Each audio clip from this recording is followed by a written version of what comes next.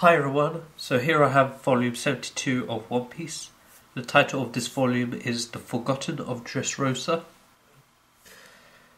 On the front cover we have Luffy, here in disguise, Usopp, Rebecca, One-Leg Soldier, sometimes known as the Fondest Soldier of Rage. Here we have 5 dwarves.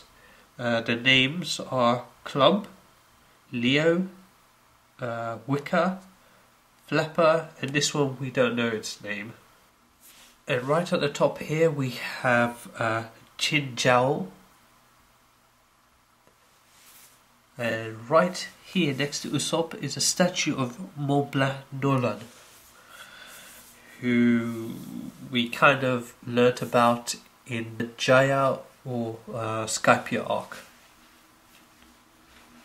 At the bottom here is an announcement that there are 300 million copies of One Piece in circulation. I'm not sure if it's just in Japan or worldwide, but still, either way, it's a record. No other series has had this many copies sold or in circulation. Okay, so side, we have Rebecca, back,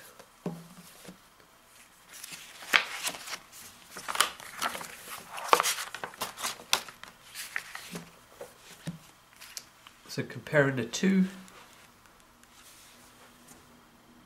you can see a clear difference between the two covers. Chinjao's pointy head. We learned more about him, his backstory and his relation to Luffy in this volume. And right here, just above Chinjao, is Panda Man. He's just given us the peace sign. Side, back. No difference. Okay. The Forgotten of Dressrosa.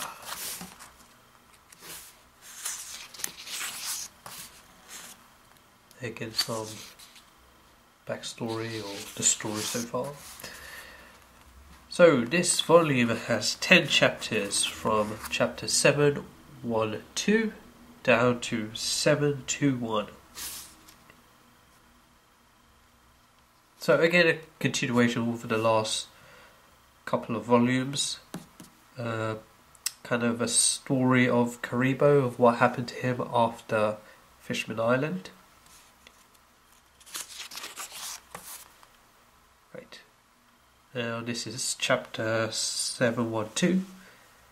And we find out Violet's true identity. And through Violet, we learn more about, you could say, the dark side of Dressrosa, and find out Doflamingo's position currently in Dressrosa and among the world government. Here we have Luffy. It's finally his turn to fight in the tournament. And the scenes in this volume of his fight is absolutely amazing. Here we have Law, and he's having his meeting with Doflamingo. Of course, there are several surprises throughout this volume, and in a way, it does seem like a hopeless situation for the Straw Hats towards the end of this volume, but mostly we'll find out more about this hopeless situation I'm talking about in the next volume. Here we see quite an epic scene of Luffy taking out a giant with just a single punch.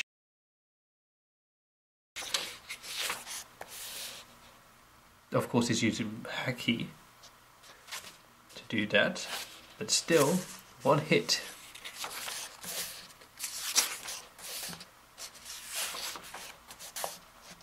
I'm not going to go too much into the story.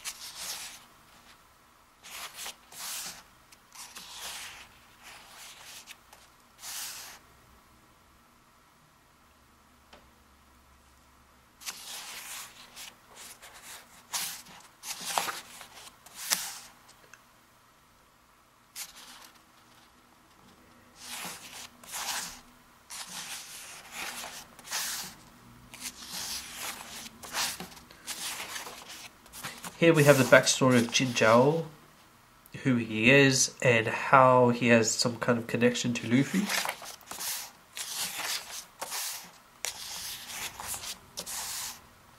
And here is an epic scene between the two. At this point, there are no other combatants in their block. All of them have been defeated. It's just these two now. And of course, Luffy wins.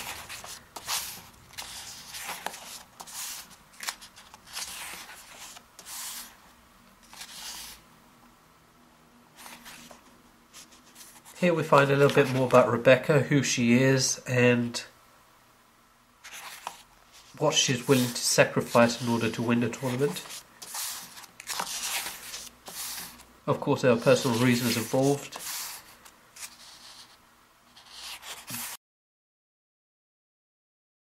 But overall, they are for the good of Dressrosa. It's just that the residents don't realise what has happened to Dressrosa.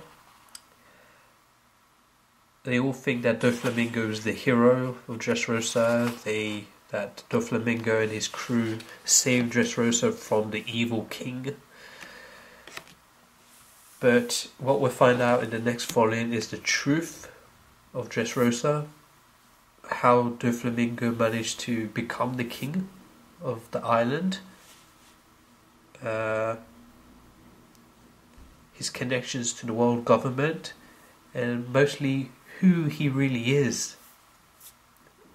And how he has so much power in the world government. Guys, thanks for watching. Please subscribe, comment, like.